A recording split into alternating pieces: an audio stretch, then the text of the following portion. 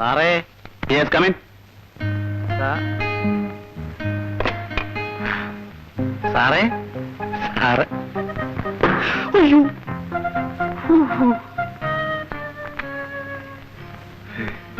ആരാ മനസ്സിലായില്ലല്ലോ? എന്റെ പേര് ദുഷ്യന്തൻ. ഞാൻ ഇവിടുത്തെ പിയൂണാ. ഇരിക്കും.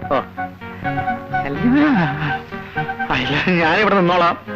സാറിന് കുടിക്കാൻ ചായയോ കാപ്പിയോ? കാപ്പി. അല്ല, എന്ത് പണി വാങ്ങിച്ചോണ്ടിരാ? അല്ല, സാറ് വളരെ പാടുപെട്ട് ബുദ്ധിമുട്ടി കഷ്ടപ്പെട്ട് ഇവിടം വരെ വന്നതല്ലേ? ഞാൻ പോയി വാങ്ങിച്ചോണ്ടിരാ.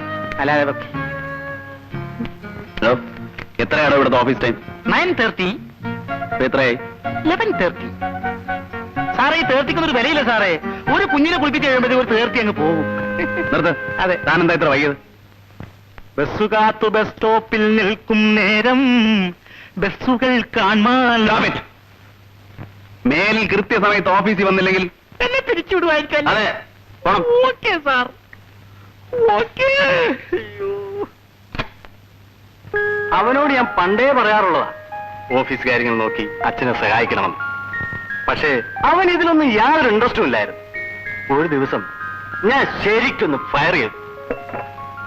അമ്മയ്ക്ക് സുഖമില്ലാതിരിക്കുകയാണെന്നും അമ്മയുടെ മനസ്സ് വേദനിപ്പിക്കരുതെന്നും ഒക്കെ പറഞ്ഞു. അന്നു മുതലല്ലേ അവനെയും മാറ്റം.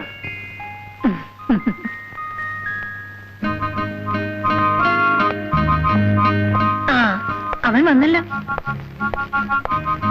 അന്നെപ്പോ ഇപ്പേക്ക് വന്നോ? അല്ല, കൊറേ നേരം ബാലേട്ടാ. എനിക്കൊരു കാപ്പി വേണം. നീ കുടിച്ചോ?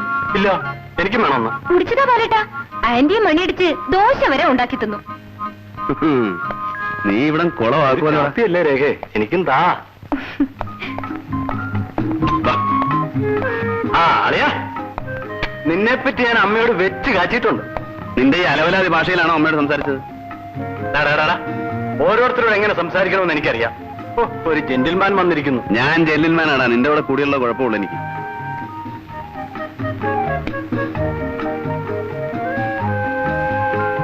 അളിയ, ഇന്ന് നീ വരേണ്ടതായിരുന്നു. 2 ദിവസത്തെ പരിചയമേ ഉള്ളൂ.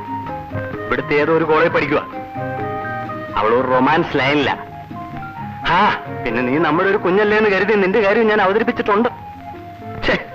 നീ എന്ത് വൃത്തികേടായി കാണിച്ചത്? ആരെങ്കിലും പറഞ്ഞ എന്റെ സ്റ്റാറ്റസ് എന്താവും? എന്തോ അവന്റെ ഒരു പൊളുത്തിയ സ്റ്റാറ്റസ്. ഒറ്റ ദിവസം ഓഫീസിൽ പോയതല്ലേടാ ഉള്ളൂ.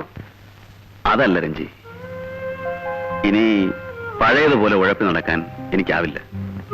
എല്ലാ കാര്യങ്ങളും നോക്കി നടത്താൻ ഞാൻ ഒരാളല്ലേ ഉള്ളൂ. ഒരു പുരുഷായുസ് മുഴുവൻ അനുഭവിക്കേണ്ട എല്ലാ സുഖങ്ങളും ഈ ചെറുപ്രായം കൊണ്ട് നമ്മൾ അനുഭവിച്ചു തീർത്തില്ലേ?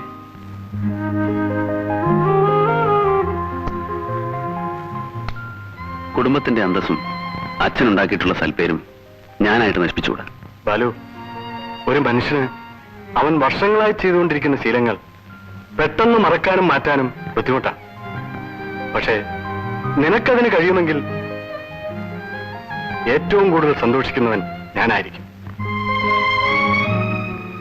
എന്റെ കാര്യം അതല്ല. ഇതുപോലും വേണ്ടെന്ന് വെക്കാൻ എന്നെ കൊണ്ടാവില്ല. Keep it up.